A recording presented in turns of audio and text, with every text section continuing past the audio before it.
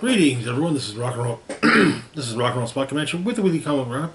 We've made it through this week's DC books as well as this week's X-Men books. Now it's going to move on to this week's Avengers books. Kicking things off, we've got West Coast Avengers #1.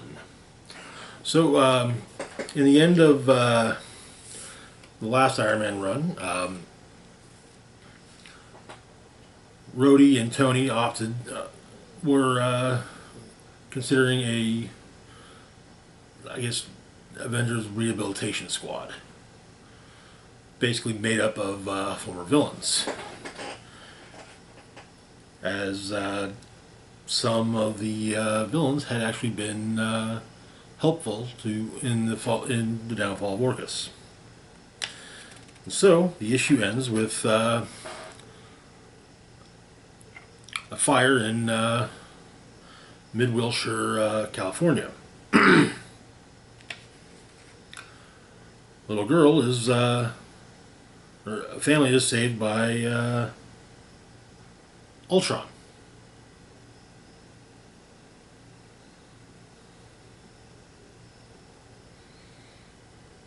But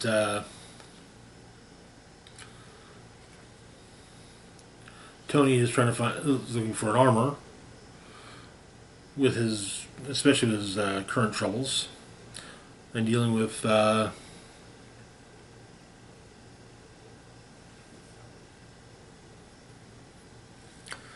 some terrorists with jetpacks. And so he puts on the Silver Centurion armor and defeats the terrorists.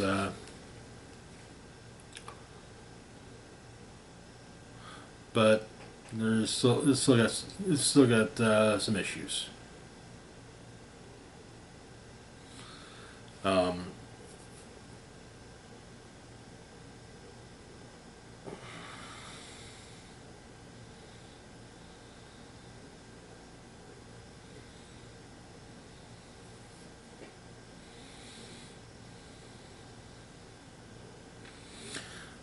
And the rest of the team show up at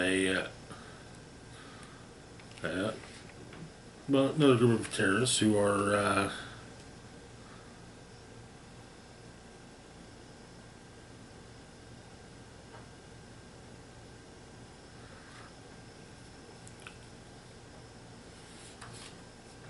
who want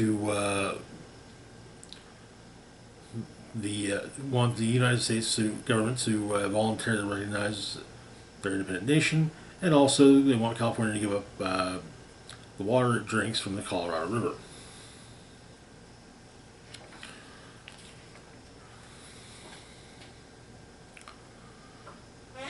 But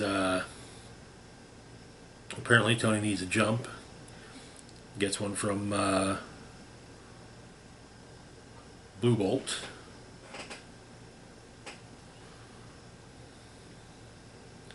Well, he needs a charge. But the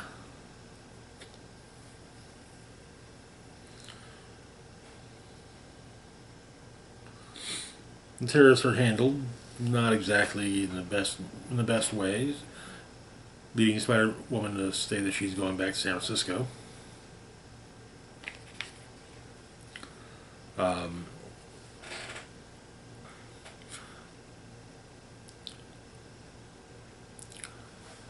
But while in the hospital visiting Blue Bolt, Tony and Spider-Girl visit with a cancer patient.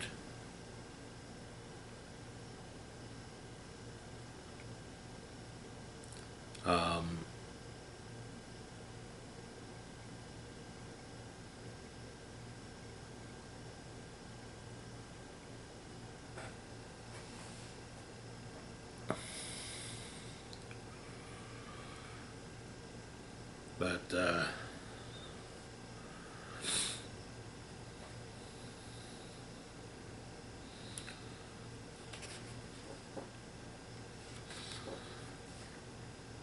then Jess and Tony talk about things. How with Jess saying that this team is the team's a disaster. Apparently, Ultron's too timid most of the time, and the world will probably freak if they find out why Iron Man trusts him. Blue Bolt is legitimately going to get someone killed, or possibly even a lot of somebody's.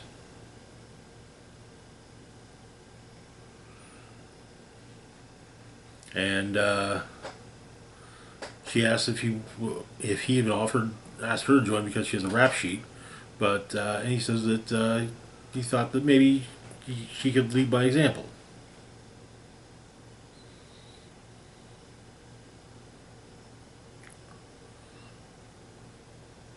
But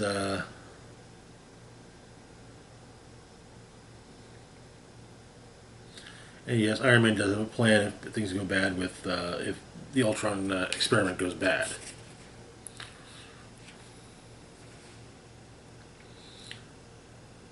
And they meet up at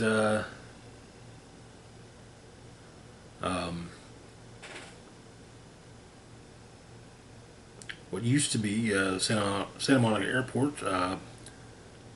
Tony won the bidding war for it. As part of the property will become low-income housing. He won hearts and minds as well. Majority will be a permanent Avengers stronghold for the next century. They'll be able to avenge anywhere on the West Coast in a matter of minutes from there. But Jess actually has to return to San Francisco because she's working on a case. And apparently they got a taco truck handy.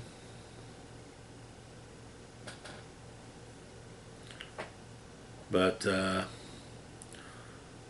Tony has a plan to balance the team a bit. Rhodey asks if Jess is quitting, but Tony makes a call to Firestar, who's hanging out at the bar with no name.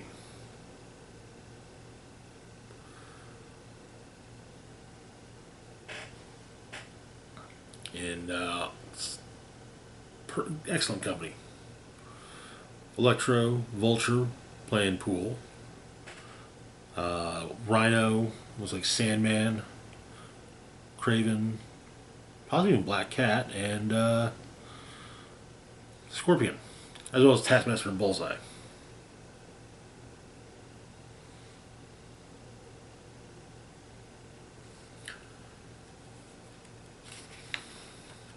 But the issue ends with Meredith, the cancer patient that Tony and Jess talk to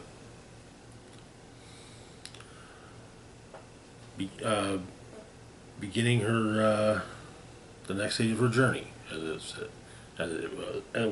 was, at an abandoned power station in downtown Los Angeles. Apparently, she's being converted into a robot. It seems to be who she's being converted by a robot by seems to be an Ultron, or at least Ultron adjacent. Mystery we'll have to look into. And the issue ends with her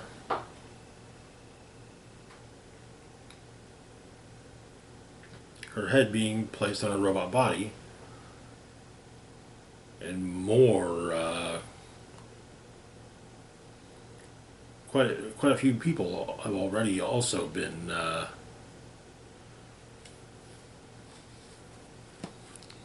turned into robots by Ultron. And thus concludes the first part of the Gospel of Ultron. Interesting first issue. Definitely have to refresh my memory on Ultron variants, as there have been quite a few. So, but anyways, moving on to our last book for the moment, we've got Iron Man #2.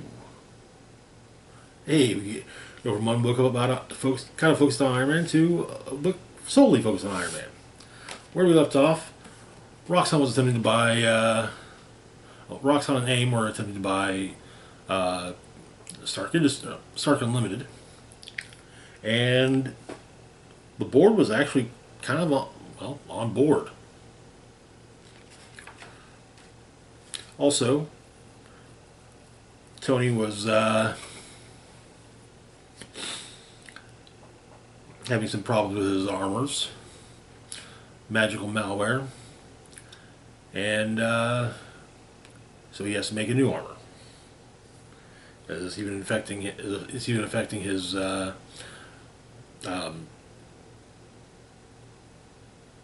Mysterium suit. So Tony's trying to get votes to get for against the buyout. Also, we have and apparently previously, shortly before that, in the Julian Desert,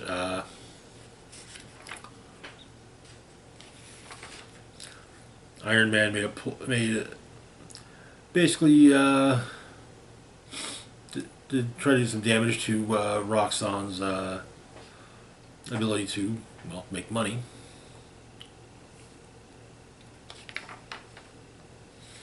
Utilizing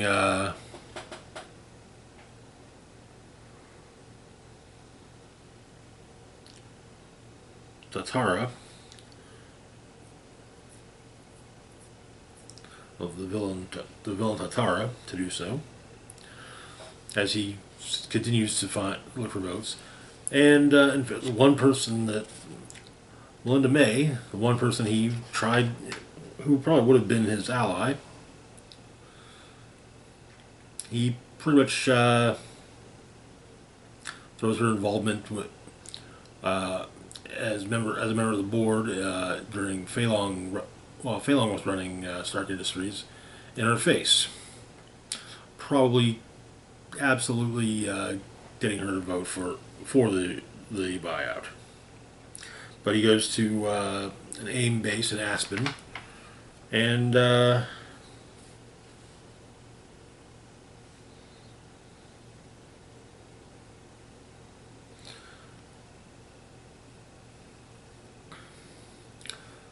talks with Scientist Supreme Monica Rappaccini, and well, she's got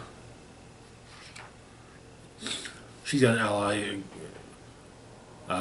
against for dealing with Iron Man, Dr. Druid. He's being forced into it. He's not exactly doing this by choice, but Iron Man's forced to basically stuck in it, basically living, having to deal with much of his great failures, seeing ghosts from the past, including his alcoholism,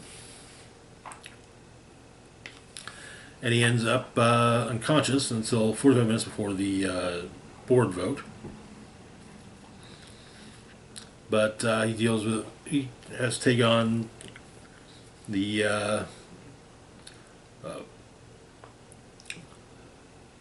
AIM's current armored guard for hire, and so he apparently destroyed a AIM pipeline, or a Roxxon pipeline, and turned it into a giant sword. And that is where the issue ends.